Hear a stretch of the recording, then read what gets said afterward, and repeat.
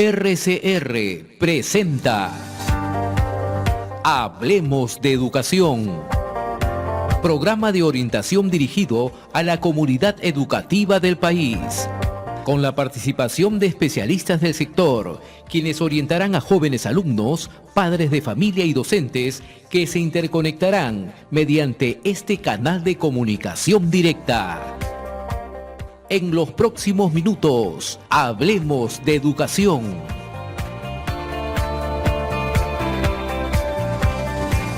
Bienvenidos, queridos amigos, a Hablemos de Educación, gracias a Red de Comunicación Regional. El día de hoy vamos a tener una entrevista con Paul Neira. Paul Neira es consejero nacional de educación, gerente o director ejecutivo de Learning Factor, una consultora especialista en educación, pero también es miembro de la comisión que la ministra de Educación ha formado para la revisión de textos y sobre ello nos va a comentar. Pero antes, Paul, que si me permites, quisiera dar un anuncio, a los maestros que nos escuchan. La rama magisterial está anunciando que va a hacer unas capacitaciones gratuitas en 12 regiones del país, principalmente en Lima, Huancavelica, Huánuco, La Libertad, Pucallpa, Moquegua, Ica y Piura. Esto va a ser con motivo de continuar lo que fue el 9º Congreso Internacional de Educación de José Antonio Encinas, que se realizó en la ciudad de Lima en febrero del 2019. La primera conferencia que se va a dar es este 25 de mayo y va a estar Juan Cadillo León, presidente del FONDEP, y también va a estar Hugo Díaz, consejero también como Paul, ha sido expresidente, Hugo Díaz ha pasado ya por todas las instancias del Consejo Nacional de Educación, un gran reconocido en el ámbito educativo. Entonces, maestros, para todos los que quieran asistir, aprovechen estas conferencias que la rama magisterial va a brindar gratuitamente en varias regiones del país.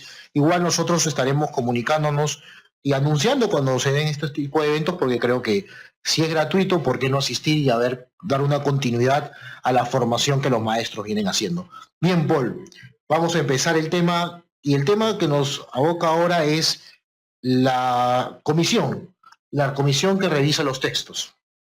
Y esta comisión que revisa textos, que ha sido conformada por la ministra, por 17 personas,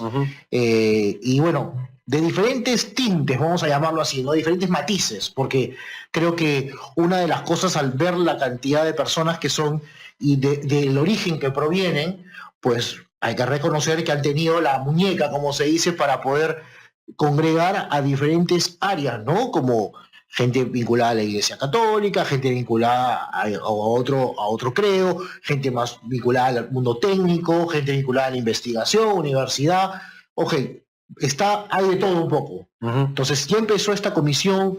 ¿Qué avances se han dado? ¿Cómo funciona? Porque es importante que nos expliques el funcionamiento, porque no lo conocemos. Entonces, no lo conocemos y será por algo que también todavía no se ha dado a conocer, pero seguramente silenciosamente han estado avanzando y creo que los maestros y las personas que nos escuchan podríamos tener algunas luces de cómo trabaja esta comisión. Bienvenido, Paul. No, gracias, Gustavo. Agradecerte por la invitación, a tus radioescuchas, a tus televidentes.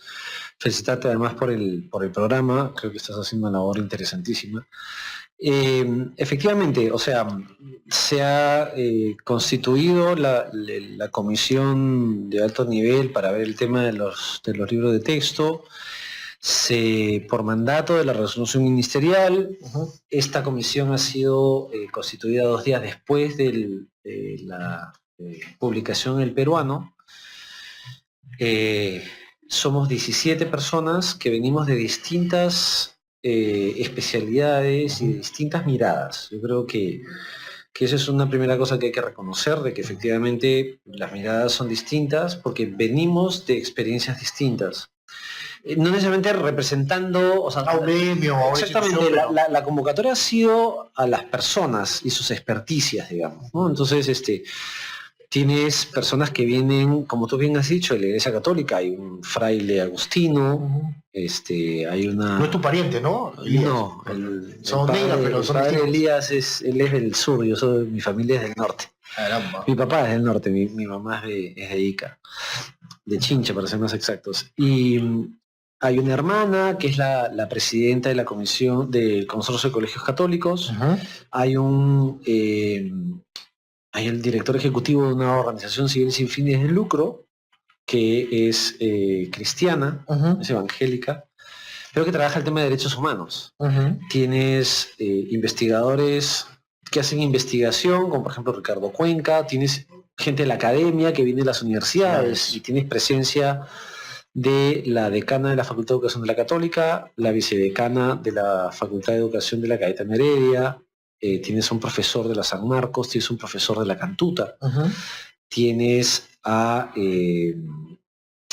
Hugo Díaz, que está en INIDE, él es consejero, él es consultor internacional en educación, está Patricia Regui, que también ella trabaja en GRADE, pero ella estaba vinculada desde un proyecto que ella impulsó los últimos 5 años antes del año pasado, que estuvo muy involucrado en el tema curricular, que es el proyecto Forge, con recursos de la cooperación canadiense.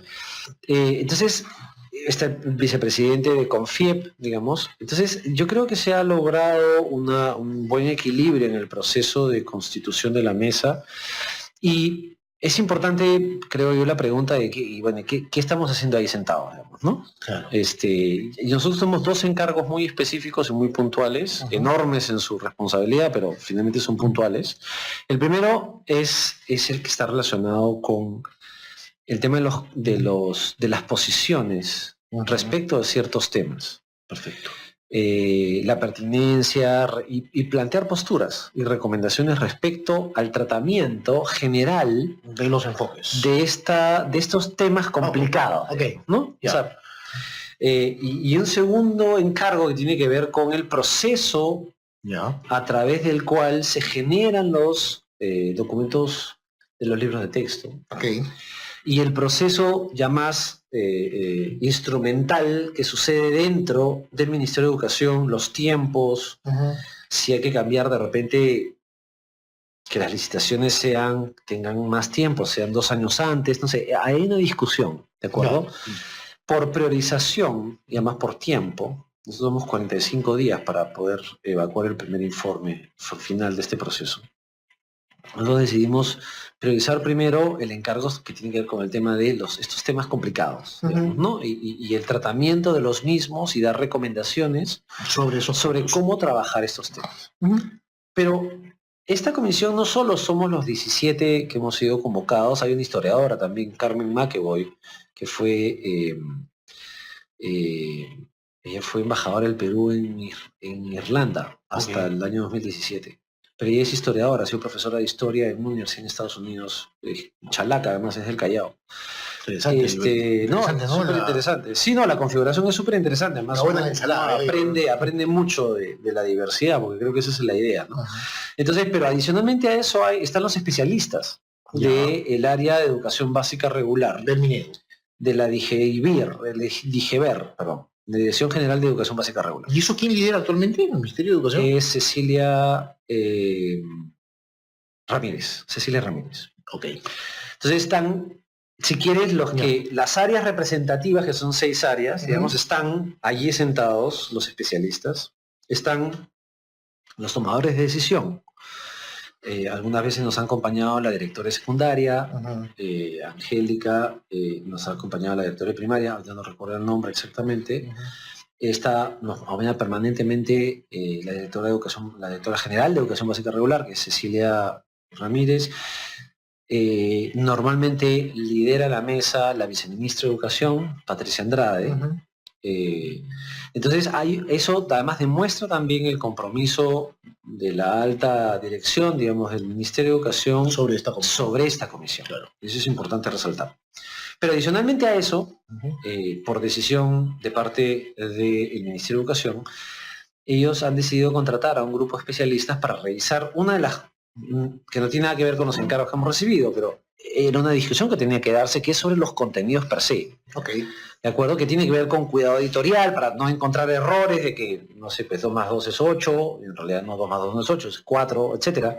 Pero también si hay errores históricos, si hay errores de comprensión, o si hay algún link de estos famosos, digamos, que en realidad está llevando información que primero no es curricular, pero que tiene que ser cuidado. digamos, ¿no? Entonces hay Y no un puede ser grupo, difundido por el Estado. O sea, sí. hay un grupo allí de especialistas que vienen de distintas universidades, de historia, geografía, De varios. ciencias sociales, de matemática, de química, o sea, en general es la enorme riqueza, digamos, de temas que se tienen que tratar en un libro de texto de ese estilo. Entonces nos parece que si quieres, estos dos encargos que recibimos nosotros como comisión, además, adicionalmente a esto, vamos a recibir estos informes. Creo que configuran este universo de lo que tenemos que hacer en la comisión para responder al encargo que nos han dado. Vamos ya 3 semanas, nos reunimos una vez por semana, son reuniones largas, sumamente Horas, interesantes. estamos 2-3 horas, normalmente. Ahora, de nuevo, tú lo mencionaste, y es ad honorem, ¿no? es ad honorem, pero hay un respeto enorme sobre los tiempos de nosotros. El procedimiento sufrió ciertas modificaciones a partir de un documento madre de trabajo, de cómo funcionar, cómo operar, digamos, como propuesta del ministerio. Entonces, con esto aquí quiero decir que el proceso ha sido muy bien cuidado. Hemos hecho ciertas modificaciones, hemos creado algunos marcos de formatos para poder operacionalizar este proceso, que es un proceso complejo, digamos, además de complejo, polémico en varios sentidos, digamos, ¿no? Pero la experiencia está siendo muy interesante, estamos discutiendo cosas súper interesantes, como por ejemplo el tema de, tenemos que tener la idea de un texto único. Los padres de familia, los profesores que probablemente ven tu programa, Gustavo, ya no se acuerdan que en una época muy cercana a nuestra época actual, digamos, en los cuales el Estado no entraba en un libro. Claro. El padre de familia compraba los textos y las definiciones ahí en los colegios públicos era una cosa de locos, digamos. Quien introdujo, en el momento en que se introduce lo que ahora se conoce como la política del libro de texto, que nadie la discute, es más, parte de la enorme discusión que tenemos ahora en la sociedad peruana sobre el tema del libro de texto, tiene que ver con que existe una política del libro de texto. Arrancó a mediados de el segundo quinquenio del gobierno de Alberto Fujimori, en los 96, 97, por ahí comenzó las bases, y este proceso ha ido mejorándose, arreglándose, como todo proceso político público. Entonces el encargo, nosotros hemos recibido, son 36 o 38 libros de texto que tenemos que revisar. Son algo más de 80.000 páginas que hay que revisar, porque cada libro tiene entre 220 y 290 páginas en un rango de ese estilo. Entonces, está siendo un trabajo sumamente interesante, complicado, porque hay temas complejos, por ejemplo el tema de la violencia, el tema del terrorismo, el tema, digamos, está también presente esta discusión que existe en nuestro país con el tema del conflicto armado interno, está el tema de la educación sexual integral, está el tema del enfoque de género, ¿de acuerdo? Es el tema más fuerte, ¿no? De los temas más mediáticos que se ha escuchado. Y de alguna manera además también ahí hay como que se transpone en un tema con otro, que es la discusión sobre la educación sexual integral y el tema de género. Y yo creo que eso va por dos causas distintos. Tiene, obviamente, cosas comunes, vasos comunicantes, ¿no? Pero son dos problemáticas distintas, completamente distintas, y que tienen que ser tratadas desde esa perspectiva. Porque atienden a problemas de aprendizaje de los jóvenes de manera distinta. Ahora, te hago una pregunta. Ok, estamos enfocados así, perfecto, van funcionando, y gracias por explicarnos el mapeo de cómo se está trabajando en esta comisión. Pero los integrantes son distintos, supongo que las opiniones son distintas, y en estos temas que has tocado, definitivamente, no todos piensan unánimemente. Los 17 dicen, estamos de acuerdo en esto. Hay discrepancia, exactamente. Hay formas de cómo cada uno tiene o piensa. Al final, hay que ser claros, el que corta la torta, suena bien feo, pero hay que decirlo, al final son las autoridades del Ministerio de Educación. Es su responsabilidad, además. Ustedes pueden opinar técnicamente, esto va, esto no va, según mi perspectiva, esto no debería ser, o esto sí debería ser, pero al final la que va a decir, esto es política pública, sí o no, es la ministra de Educación. De acuerdo. Así, claro. Entonces, eso es importante, ¿no? Es importante porque a veces la gente dice, bueno, la comisión va a decidir, la comisión les están consultando técnicamente, como bien nos has dicho, y va a dar todo el enfoque y va a enriquecer mucho esta discusión. Pero al final la decisión la va a tomar la ministra con sus autoridades, con los funcionarios públicos, y van a determinar si esto va o no va, si estos enfoques siguen o no siguen, o si las recomendaciones de ustedes ingresan o no ingresan, ¿no? Es cierto lo que dices, pero yo matizaría un poco el tema. A ver, déjame plantearte mi punto de vista. Mira, es cierto, es responsabilidad. Finalmente ninguno de nosotros firma un machote, así se le llaman, digamos, Claro, a los libros de texto, que finalmente pasan a ser multiplicados por miles y miles y cientos de miles de páginas y ser distribuidos a nivel nacional. Pues es una responsabilidad de la autoridad competente, y en este caso es la actual administración de la ministra Pablo. Uh-huh. Sin embargo, yo sí rescato el hecho de que la existencia de la comisión implique un ejercicio de vinculación, Uh-huh. porque al haber un reporte, al ser publicado en el peruano, al tener una resolución ministerial, digamos, De toda la seriedad posible, ¿no? no solo le da seriedad, sino también varios niveles, hay que discutir esos niveles, digamos, de vinculación, o sea, de hacerlo vinculante. Perfecto. Es cierto que la decisión, nosotros vamos a presentar recomendaciones, Claro. de cómo tratar ciertos temas y cómo manejarlos. Pero ya va a haber un documento, digamos, que va a estar ahí. Una evidencia, ¿no? También. Exactamente. Entonces, el gesto, y en la práctica también tiene un efecto sobre la realidad. Y gesto como político también es, ¿ah? O sea, en el sentido de la generación de política educativa, digamos. Sí. Entonces, es interesante porque me parece bien llevado por ese lado. Por el otro lado, haciendo un análisis, el Ejecutivo tiene su comisión, el Congreso está llamando, porque la comisión del Congreso es otra, no es el estilo de revisar los textos per se o especialistas. En un momento se pensó eso, y por lo que tenemos entendido no va por ahí, va por citar a los ministros, al ministro de Educación, por la responsabilidad que ha tenido. Más es una responsabilidad política y buscar, ¿no? Si hay responsabilidad y no hay responsabilidad. Hasta ahora, por lo que tengo entendido, ha ido la exministra Patricia Salas, ha estado, cuya viceministra que actualmente tenemos fue directora de BBR en su época, y así, ¿no? O sea, ha ido la ministra Marilu Martes, la exministra, y supongo que pronto lo llamarán al ministro Alfaro, ¿no? Creo que, si no me equivoco, iban a llamar hasta el ministro Saavedra, pero claro, como él está en el Banco Mundial, y entonces está en otras actividades un poco más difíciles, pero ellos avanzan por su lado más en un tema, un foro político, que ustedes están más en un foro técnico. Eso es importante decirlo, porque si no, a veces la gente dice, es una comisión política, no, es una comisión técnica que está revisando. Entonces, creo que vale la aclaración, ¿no? Para que la gente que sepa sobre ello.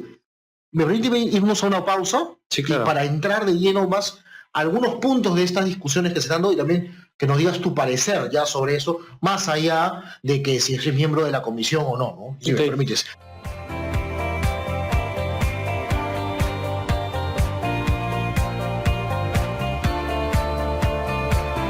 Regresamos, queridos amigos, Hablemos de Educación, y estamos con Paul Neira, y estábamos hablando, Paul, sobre la comisión y todo. Bueno, hay temas, ya saliendo de la comisión nos has explicado, y te agradecemos la confianza y que la gente pueda entender cómo funciona. Hay temas que definitivamente dividen al país, ¿no? Estamos próximos a una marcha que va a ser el día 24, la marcha mañana, con mis hijos no te metas. Entonces, y tienes todavía colectivos, la gente se sigue dividiendo políticamente, mejor no entremos más. Estamos prácticamente, alguien pone un carbón más y esto se incendia, y los que estamos de a pie, como nosotros, sufrimos las consecuencias, ¿no? Al final, los ciudadanos de a pie, porque al final las decisiones que toman arriba nos golpean a todos. Pero el enfoque de género es uno de los que más ha golpeado. Yo tuve la oportunidad aquí en este programa de tener dos versiones, ¿no? Okay. Siempre uno de una ONG que manejaba el tema de igualdad de oportunidades, y le hice 3 preguntas, como también una de las personas que manejaba el colectivo Con mis hijos no te metas. Okay. Entonces, ahí, entre las 3 preguntas, una de ellas que les hice fue, el enfoque de género. Si sacamos la palabra género, ¿solucionó el problema? Ambas me dijeron que no. Ambas me dijeron que no, por sus dos opiniones. ¿Tú crees que va por ahí el camino? Porque en realidad parece que fuera ese el problema, pero ambas dijeron que no. ¿Tú por dónde profundizarías? ¿Cuál fue la postura, a ver, para entender un poco más la Sí. opinión, cuál es la postura de ambas? De ambas, una dice que el género no, porque es obviamente una palabra que connota muchas cosas más, ¿no? Ok. Y para la otra decía, bueno, no, el género, sí, podemos sacarlo y hasta ahí sí, pero la redacción de lo que han hecho y lo que en el fondo detrás del concepto se está manteniendo, ¿no? Una me hablaba, decía, por otro lado me decía, no, que están entendiendo mal, nadie está homosexualizando a tus hijos y todo esto. Y la otra decía, no, pero date cuenta que al final está en la competencia descrita en el currículo, dice que es un cambio social, que en realidad es la identidad es producto de una interacción social. Y eso no es real, es real. Entonces, no solamente es la palabra, creo yo. En ambas fueron al fondo del asunto. Entonces, tu opinión es cierto, es importante porque saber, tú como técnico y en el área, o sea, no basta cambiar una palabra, creo yo, pero de repente tú dices, oye, la palabra no, cambiar ese párrafo es tan complicado porque estás hablando de una competencia dentro de las 7 competencias que tiene el currículum, ¿no? O los 7 enfoques, perdón, que tiene el currículum nacional. Sí, a ver, mira, primero no hay que satanizar, digamos, la idea de los enfoques transversales. Sí, claro. O sea, porque es la única forma en la cual tú puedes trabajar temas que no encajan en ninguna de las áreas, pero que son temas que están relacionados al quehacer del ser humano. Entonces, como mecanismo o instrumento, no hay que satanizarlo, ni echarle fuego, ni echarle tierrita, digamos. Yo creo que esa es una decisión, además, técnica correcta de contar con enfoques transversales.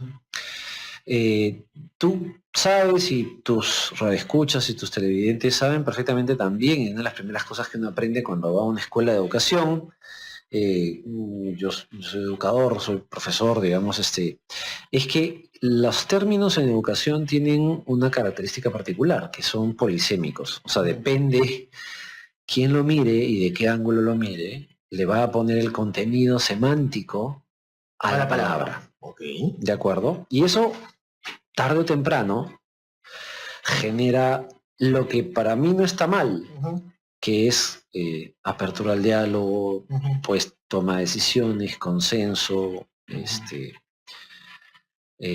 puestas de acuerdo o desacuerdos. Claro. Porque además es la forma correcta de operar. Los seres humanos tenemos desacuerdos y acuerdos, y tenemos que aprender a manejar los desacuerdos de forma civilizada, adecuada, correcta.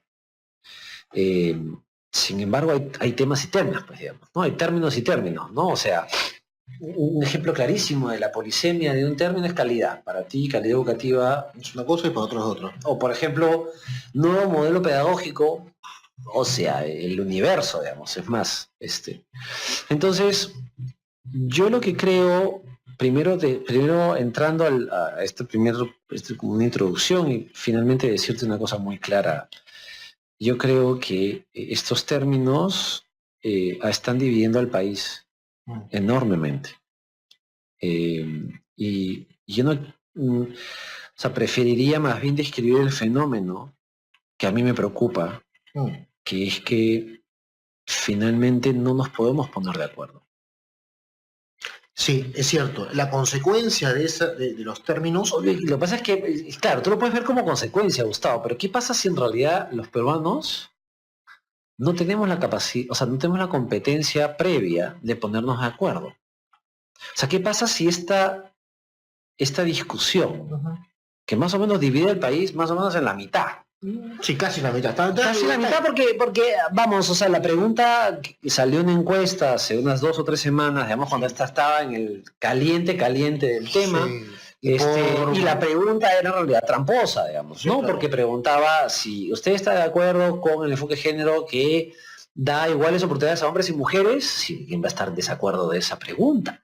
Y salió 87%. Tendenciosa. Pero es que está mal hecha, está mal planteada. Yo no sé si a propósito o fue error, porque vamos... Desde tu punto de vista, yo te entiendo que tienes que decir que es O ¿Quién sea, sabe? yo estoy describiendo la realidad. Yo estoy describiendo la realidad. Entonces, pero claro, pero la pregunta que yo me hago es una pregunta previa.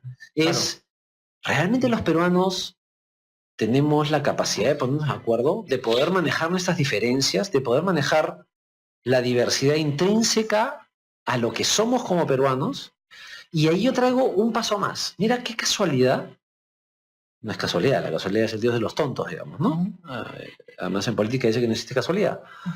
Que justamente sea en el ámbito educativo donde encontremos cara a cara con esta profunda limitación que tenemos como peruanos para ponernos de acuerdo. O sea, si no nos podemos poner de acuerdo sobre un tema, que no se llame enfoque género, que se llame celular. Entonces, ¿cómo nos vamos a poner de acuerdo para tener un horizonte común como sociedad? Como No, porque estamos divididos, lamentablemente. Entonces, o sea, yo más me quiero quedar con esa mirada de preocupación profunda de lo que significa esto. Y desafortunadamente estamos hablando de salud, no estamos hablando de justicia, no estamos hablando de carretera. Estamos hablando de una cosa estructuralmente fundamental de la configuración de la ciudadanía de un país. Ahora, graciosamente, si tú aplicas esta misma estructura, no podemos de acuerdo, y comienzas a mirar el bloqueo de las Bambas, Tía María, Conga. Un claro reflejo. Simplemente. Un paro agrario, por ahí se exactamente, o sea, el paro de RENIEC, digamos, el paro de RENIEC, las quejas del sector del norte que están diciendo en un momentito, estamos al alza del 7%. Y no, la pesca del norte, el fenómeno del niño ha pasado hace 2 años. Y no, yo soy de Chincha, yo soy chinchano, yo soy de provincia. Hay zonas de mi ciudad natal que no se han recuperado del terremoto del 2007. Entonces, yo me quiero quedar con esa pregunta en realidad, que es una pregunta más abierta, que es una pregunta además que tiene que ser cogida por la educación, porque si no lo coge la educación, ¿quién lo va a coger? No, nadie lo va a coger, porque lo que pasa es que en el fondo, creo yo, y se politiza tanto el tema, porque el tema pasa de un ámbito académico, como lo estás dimensionando, pasa a una dimensión mucho más política. Politiquera, digamos. Exactamente. Entonces comienza a confluir todas las dificultades y los problemas y comienzan a sacarse los trapitos, ¿no? Porque ahora me acuerdo claramente, y un claro ejemplo es la interpelación a la ministra Flor Pablo. O sea, la ministra tenía que responder sobre varios puntos, sobre el enfoque, pero se metieron al tema, por ejemplo, del terrorismo, que no estaba del todo, pero bueno, entraron. Lo que pasa es que hay muchas heridas en general, ¿no? El país está sangrando por todos lados. Entonces, obviamente, cuando tú tienes la herida, lo que menos puedes hacer es echarle sal, pues. Claro. Y lo que estamos haciendo con estos términos en general, o moviéndonos, todo el mundo está echando sal de acuerdo a su conveniencia. Entonces, al final, eso de que el bien común, que trabajamos para todos, suena un buen verso, pero en el fondo, cada uno está buscando poner su postura. Y al final, y como le decía a la chica la otra pregunta que le hice, quiero la reflexión es, ¿quiénes te financian? Ya. La señora de Con mis hijos no te metas directamente dijo, fue del diezmo, nosotros nos recolectamos y todo, ¿no? La otra no supo qué decirme. No supo qué decirme. Le dije, pero tus ONGs de afuera no te financian. O sea, ¿me vas a decir que tú estás dejando de trabajar para venir acá a hablar? O sea, ¿y te dedicas a esto? No, es que también soy consultora en educación. ¿Dónde trabajas? Hago consultorías en el Ministerio de Educación. O sea, el Ministerio de Educación tienes derecho a ser consultor donde quieras. Sí, claro. O sea, si eres profesional, porque claro que sí. Tu trabajo. Así es. Finalmente, ¿no? Pero, o sea, entonces, no querían transparentar un poquito eso. Entonces, oye, y la tercera pregunta que les hice a ambas es, por el famoso enfoque de género, ¿en qué países, porque el principal argumento es feminicidio, ya, ¿en qué países por vincular el enfoque de género ha bajado el feminicidio o en qué países por sacarlo ha bajado el enfoque de género? Tampoco me respondieron. Porque no se van al ámbito de la investigación o a ver qué pasó a otros países, qué hicieron. Entonces, yo digo, son 3 preguntas tan básicas, pero no somos capaces de responder unos más que otros, ¿ok? A pesar que yo tengo una postura personal en esto, pero y tratar de ser lo más neutral posible. Y no. Entonces yo, bueno, Esto se tiene de larga data. Si no me pueden responder 3 preguntas del financiamiento que es tan manoseado y una y otra se quejaban, decían que tú utilizas políticamente este tema y tú tienes un partido político. Tener un partido político no tiene nada de malo, porque es la forma que cambia las cosas.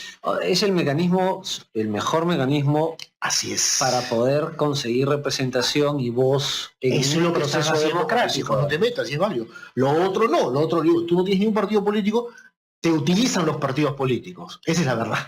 Entonces, o se utilizan. Entonces luego tengan cuidado, porque al final estos temas que parecen de algunos chorrea tanto y lo vemos en el día a día en la población. Como tú has visto, no somos capaces de ponernos de acuerdo con temas tan puntuales que has mencionado, o temas tan puntuales como tú llegas a un cruce de una avenida y dices a quién le cedes el paso. Claro. O sea, ahí se ve reflejado cómo estamos. Yo primero y el otro que se friegue. El otro que aplauda. Que aplauda. Entonces, sí puede. es un poco complicado. Pero bueno, vamos a seguir conversando, vamos a una pausa y me gustaría también conversar contigo. Bueno, nos has mencionado que trabajas en The Learning Factory, tú eres el CEO o el director ejecutivo de The Learning. ¿Qué hace The Learning también para que nos comentes un poquito más sobre tu expertise? Porque no solamente estás en el ministerio, en la comisión, haces otras cosas. Sí. Hay que ganarse el pan de cada día, entonces...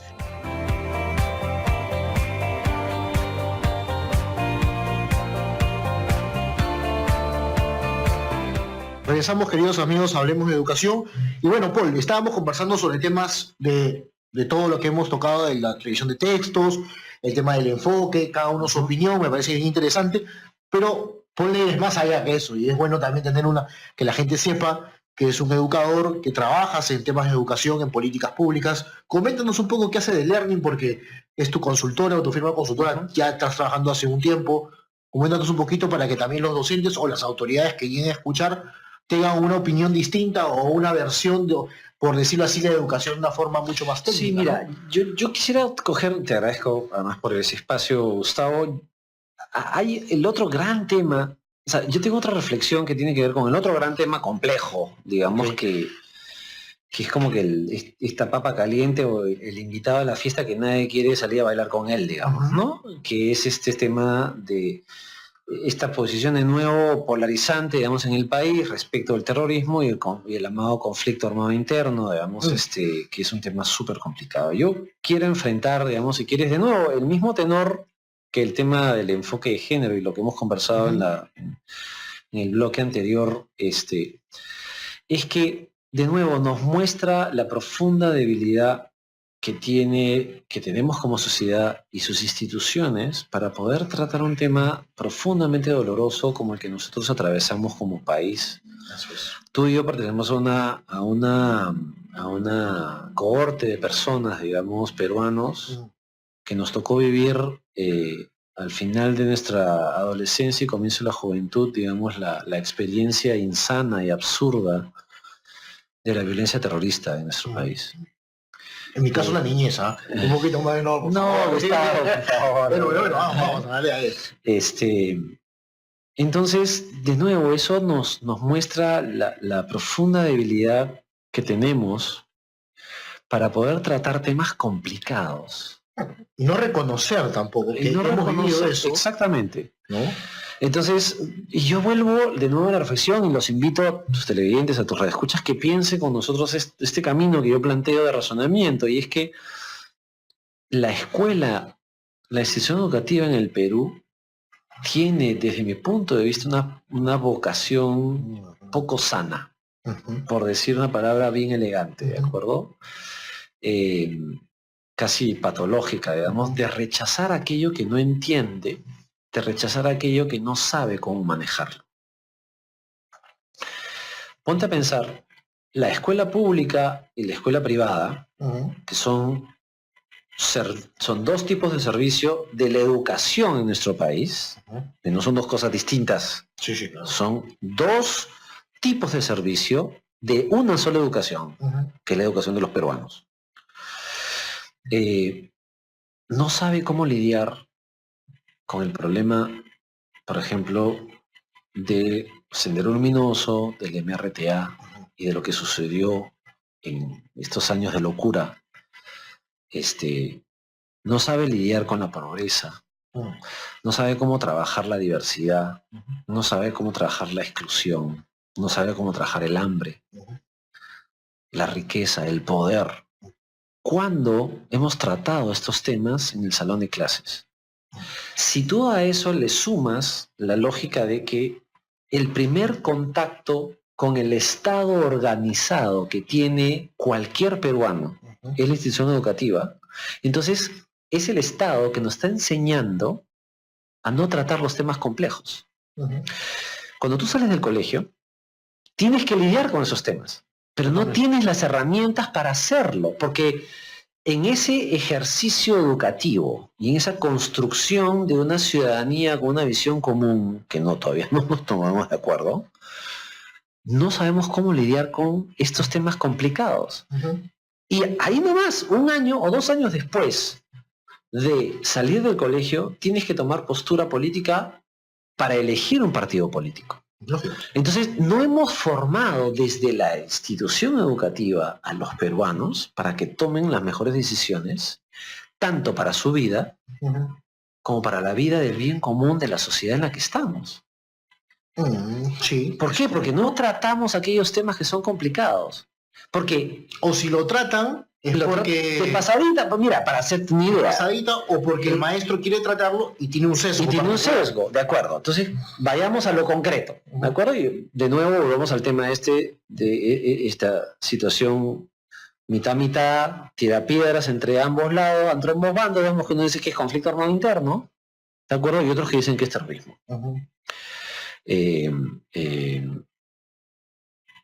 ¿Cuántas páginas en el libro de texto de quinto secundario están dedicados? Ni una página sobre el tema. Entonces, tú ahora dices, ya, eso es un problema de algún procedimiento de requerimiento que hacen. Y no, perdón, ese es un síntoma de algo más atrás. Es que no queremos tratar el tema. Porque no conviene tratar el tema. O porque no sabemos cómo tratarlo, o porque no queremos meternos en un problema, o porque no queremos poner al profesor al borde del abismo para un tema que tampoco él maneja. Lo maneja. Entonces, o tiene una postura distinta. Acá hay una complejidad que tenemos que enfrentar como sociedad. Así es. Porque de lo contrario, si no, mira, nos vamos a encontrar dentro de, no sé, 3 años. Y vamos a ir hablando lo mismo. Y vamos a ir hablando lo mismo, y la verdad que tenemos que aprender a corregir nuestros propios errores. Es que justamente, yo digo, qué bueno que tocas el tema, porque justamente esos tipos de errores es ser mezquinos. O sea, somos mezquinos entre nosotros muchas veces. Porque hay que reconocer que hubo terrorismo o hubo conflicto, como quieran llamarlo, hubo violencia, señores. Y si hubo terrorismo, hubo terrorismo. Y hay que decir las cosas por su nombre. El gran problema es que la generación de 30 años hacia abajo no tiene ni idea de lo que es eso. Porque no se ha tratado, pues, justamente porque el tratamiento que se le ha dado... Es que justamente hay 2 versiones. Si quieres verlo, algunos, ¿no?, mencionan que sí, pues, se nos pasó. Otros dicen, no se te pasó, hermanito. Tú quieres borrar de la historia lo que se hizo en ese gobierno. Entonces, otra vez... volvemos a encontrarnos. Entonces, y al final, el alumno, el chico, el adolescente, el ciudadano, porque es un ciudadano. Son generaciones de ciudadanos que desconocen. Claro. Es gracioso porque escuchaba, ayer ha sido, apagón en algunas zonas de Lima, todo oscura. ¿No? No llegó a mi casa, pero llegó la noticia. Entonces, mi hijo me pregunta, ¿qué es un apagón? ¿Qué es un apagón? Le apagué la luz. Y así yo pasaba las navidades, le dije. Y escuchaba bombas. No entienden qué es eso. No está hablando de un niño de 7 años, 9 años. No sabe lo que es eso. No. Ahora tú le preguntas al niño y dices, oye, llama al aplicativo para que venga y traiga mi comida. Eso no existía, señores. Porque no había luz. No había luz. O sea, entonces, no reconocemos cómo hemos mejorado, qué cosas buenas hemos hecho, y nos fijamos más en lo malo. ¿No? Si violentó derechos humanos, si el presidente Fujimori en este caso hizo esto, y así viceversa. Y estamos todo el tiempo, y lo más lamentable, y de repente tú puedes dar un enfoque distinto, pero hemos politizado incluso nuestra misma formación y educación. O sea, eso está claro. Se ha politizado, y la gente desconoce gracias a eso. Entonces, ¿Qué va a pasar? Voy a hacer un claro ejemplo. ¿Qué va a pasar si acá unos 5 años nos toca una era de ultraderecha? Vamos a imaginar. Vamos a hacer el ejercicio. Vamos a borrar lo bueno que hizo, no se llamaron la izquierda, porque acá no se sabe si son de izquierda, acá le llaman de todo. Ok, hicieron de bueno, vamos a borrar de lleno eso y vamos a desconocer aquellos aspectos positivos, o viceversa. Si viene un gobierno de extrema izquierda, va a borrar toda la corruptela de Odebrecht que está pasando en el país y vamos a borrar de la memoria de acá a unos 20 años los chicos. ¿Qué era Odebrecht? No, era una empresa brasileña muy buena. O sea, señores, Ahora tiene todo nombre. tiene otro nombre. Entonces, no joroben. Sí, a ver, y esas son las discusiones en realidad que deberían suceder como más a menudo en el salón de clases, Sí. porque en un ambiente democrático, en un espacio contenido, construido ex profeso, como situación de aprendizaje, es el espacio para hacerlo, pero no lo estamos haciendo, y esa es una cosa que claramente tenemos que corregir. Y eso me permite, saltando un tema algo más distinto, digamos, de la densidad de lo que estamos conversando, tiene que ver con un poco, y te agradezco de nuevo por pedirme que cuente un poco lo que hago. Yo soy especialista en temas curriculares, en diseño de aprendizajes, en generación de situaciones de aprendizaje, en formación docente para que eso suceda. Y de un tiempo a esta parte tomé la decisión de formar una firma especializada en esos temas y venimos trabajando cosas muy interesantes, digamos, que lo que buscan justamente, porque yo soy un firme creyente que es posible cambiar la educación del país. Porque si no, me hubiera hecho ingeniero, no sé, o otra profesión que no sea la educación, porque yo creo que primero la educación es una herramienta para transformar la realidad de las personas, y en ese orden, primero las personas para transformar la realidad.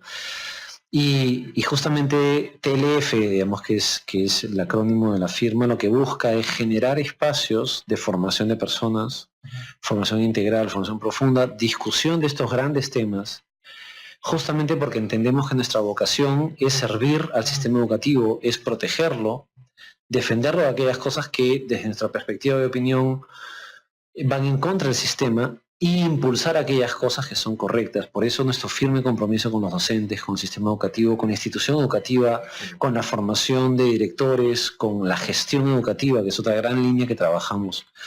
Y eso es una oportunidad de, además de devolverle al Perú, en mi caso particular, esto ya más personal, lo que él me ha dado. O sea, yo soy la persona que soy porque nací en Chincha, en la época que me tocó nacer, y me tocó nacer en este país. Claro. Y creo que es una responsabilidad de mi parte, profesionalmente hablando, devolvérselo, porque yo soy lo que soy porque soy peruano, además, ¿no? Perfecto, Paul. Mira, encantado, las puertas están abiertas, tenemos que acabar el programa, se nos ha pasado volando, pero sí, te invito en otro momento para que nos comentes más sobre alguno de estos proyectos que estás haciendo, qué proyectos estás incidiendo, qué investigaciones estás haciendo, porque también sé que te has dedicado un tiempo a la investigación. Sí, ahí tenemos un proyecto muy bonito sobre temas de innovación. Te robo 2 segundos.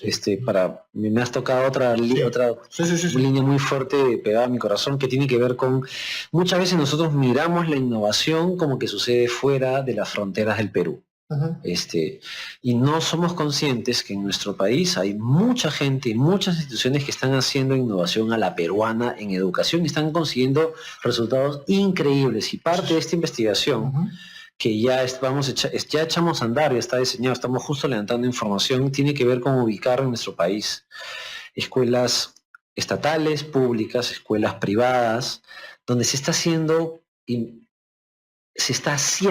un cambio educativo importante, y lo están haciendo peruanos a la peruana. Eso es porque importantísimo. es fundamental mostrarle a todo el sistema educativo de que es posible hacer cambio sin necesidad de tener que leer inglés o alemán o finlandés, digamos, que está en Finlandia, digamos, ¿no? Con el cariño que le tiene a Finlandia. Bien, Paul, de hecho te comprometemos para en otro momento conversar sobre eso, y rescato lo último que acabas de decir, ¿no? O sea, estás pensando más en los peruanos, pensando más en las personas. Ojalá, así como técnico que eres tú, también las personas que nos escuchan podamos tener opciones de buenos profesionales en el ministerio, a pesar de su corriente o pensamiento, sino abrir la cancha. Claro. O sea, yo particularmente sí te digo, y lo puedo decir abiertamente por estos micrófonos porque me lo permito, dado que conduzco, es Qué pena que el Ministerio de Educación pierda oportunidades como funcionario como tú, solamente porque obtuvo una opción política distinta en un momento de su vida. Eso es un craso error. Y se lo digo de frente a los ministros y se lo digo a todos. Señores, ¿quieren construir? Pues llamen a los técnicos que están al otro lado también. No todo es o ellos o nosotros, sino juntos podemos cambiar la historia. Pero juntos. Y, Sí, y espero que puedas, ojalá verte en un momento en el otro lado, alguno de esos tomos del ministerio, tomando decisiones para que el Perú pueda crecer. No, te agradezco. Yo cierro el tema nada más agradeciéndote, Gustavo, la invitación y simplemente diciendo, uno desde donde está tiene que servir. Súper. La responsabilidad de nuestro país está en las manos de la educación y creo que tenemos que trabajar por ella desde donde nos No nos toque. toque. Así es. Listo, muchas gracias. Y nos vamos, queridos amigos, y regresamos en una próxima edición de Hablemos de Educación.